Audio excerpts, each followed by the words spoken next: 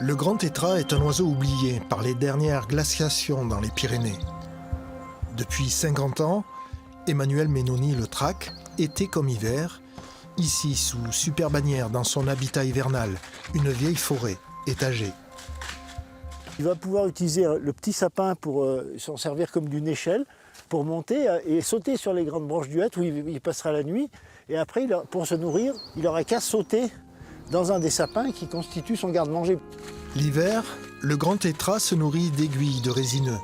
Emmanuel a fait ses premières observations à l'affût dès l'âge de 10 ans dans sa Savoie natale. Aujourd'hui, dans son bureau de l'Office national de la chasse, il scrute le comportement du grand tétras. On s'est rendu compte que les dates d'éclosion étaient de plus en plus précoces dans les 30 dernières années. Et c'est un des marqueurs du changement climatique en cours. Les oisillons trouveront-ils à manger? Les jeunes, en prenant plus de poids, supporteront-ils mieux l'hiver? Il est trop tôt pour juger des effets du changement climatique.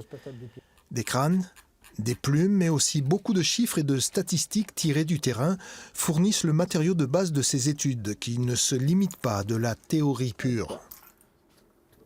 On n'est pas là pour faire des recherches fondamentales et uniquement des publications dans des revues de rang. On est aussi là pour que ce qu'on a trouvé, ça soit pour le diffuser et l'imprégner dans les pratiques des différents usagers de la montagne.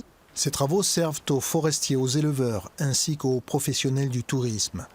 Exemple à Luchon, grâce à ces conseils, l'aménagement d'une piste de ski a permis de faire passer la population de 5 individus à une vingtaine. Après plus de 35 ans à essayer de répondre à toutes les questions qui s'offraient à nous et qu'on nous posait aussi, on a fait le tour de pas mal de questions et on s'est dit c'est dommage de ne pas laisser une trace de tout ça à ceux qui nous succéderont et à ceux qui s'intéressent à l'espèce tout simplement. Les Pyrénées supportent la plus grande population française, 5500 grands tétras sur tout le massif, ce qui en fait un oiseau rare et encore mystérieux.